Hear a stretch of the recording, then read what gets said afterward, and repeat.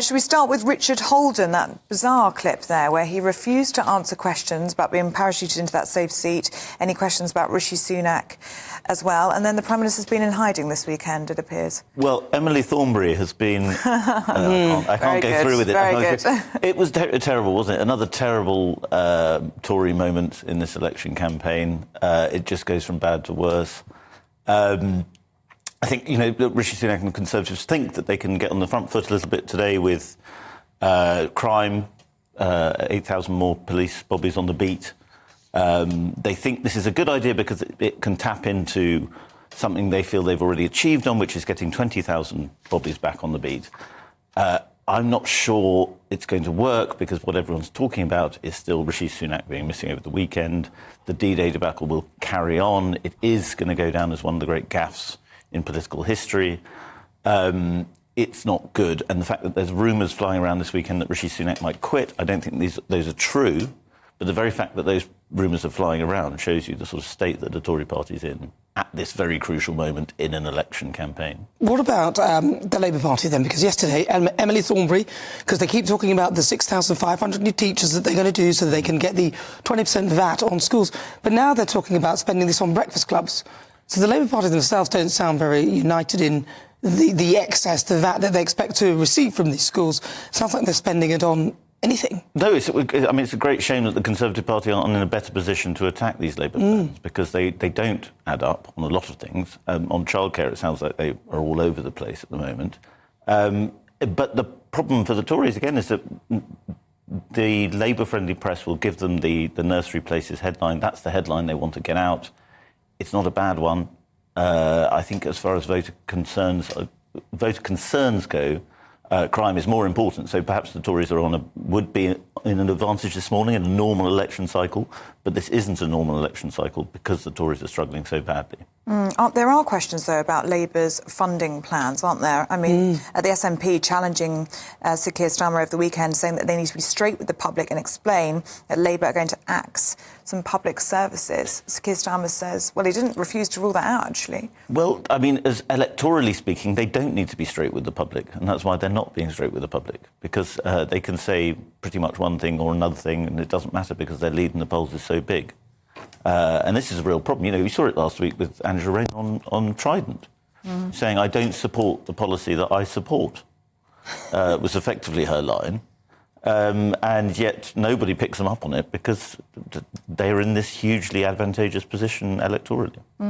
What do you think we're going to see from the manifestos this week? We're expecting to see the Lib Dems out today, Tories out tomorrow, Labour's will be out on Thursday. What do you predict we'll see from them? I think the Lib Dems are picking up a bit of traction. I think they are having a better election campaign than a lot of people acknowledge, despite some ridiculous... Do you think it's just been a bit silly? Yes, a little bit silly, but I think the Davey video was probably the most successful social media stunt of the campaign so far. His one talking about his family and how much he suffered as a man. I think the Tory manifesto is a chance for them to perhaps get on the front foot again because they think that Labour will... If Labour mess it up, if Labour have as bad a manifesto as they've had in previous election cycles, the Tories can get on the front foot.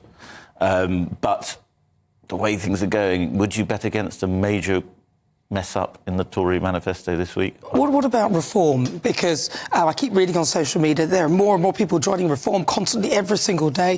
Nigel Farage was posting and people were saying 40,000 people so far. Every 3 seconds, how many people are joining reform. Is there any chance that reform could actually become the opposition?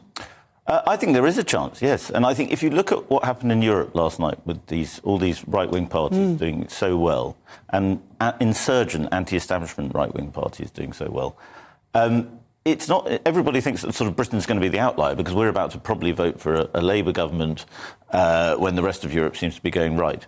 But actually, I'm not sure we are. I mean, if Reform overtake the Conservative parties in this general election, which could well happen, on current trends is happening, you're going to see the same story playing out in Britain that is playing out in Europe, which is a kind of establishment centre just about clinging on, while a right-wing party an insurgent right-wing party does better and better and better and becomes the mainstream.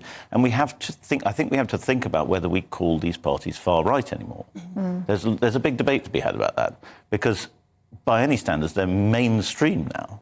So are we calling them far-right because we have some objective idea about immigration policies? Or are we calling them far-right because it's become a sort of lazy journalistic way of attacking them? And I think it's probably more the latter, and that's probably going to have to change. What do you make of Swilla Braverman talking today in The Times, saying that it's time for the Tories to embrace Nigel Farage? She said it's time to unite the right, and she says there's not much difference between Farage's policies and those of the Tories. I think she's right. But I think calling for the Tories to embrace Farage during an election cycle is an odd thing for her to do. But I think the right will probably have to unite, particularly if the Conservative Party are kind of face this extinction level event. And what Labour want is a split right. And Labour will win for a decade to come if we have a split right. I think that the Tory party over history has always adapted. So I think it will adapt, and it will probably learn to kind of remodel itself around sort of not necessarily Nigel Farage, but around reforms policies, and particularly on immigration, actually doing something, not just creating hundreds of headlines every week that do nothing. I wanted to ask you about Macron, because he's called it a snap election after a surge of the far right. Is this, you know, from your knowledge of the French political system, is this a wise move for him? A lot of people are saying that this was madness. It's an extremely bold move. And Macron, I'm no fan of Macron, but he is a very, very dynamic politician. He's always doing something, he's quick to do it. So it was quite impressive to do it that quickly, I think, to make that decision. I think it's going to be, I think his plan is probably to get Le Pen into the fold. And I think he was hoping, it's not going to happen, I don't think, but I think he's hoping to make Le Pen Prime Minister when they trounce him in the elections, and then effectively asphyxiate her within government. So she'll show these are the people in government now, and look, they're not doing anything, they're making everything worse.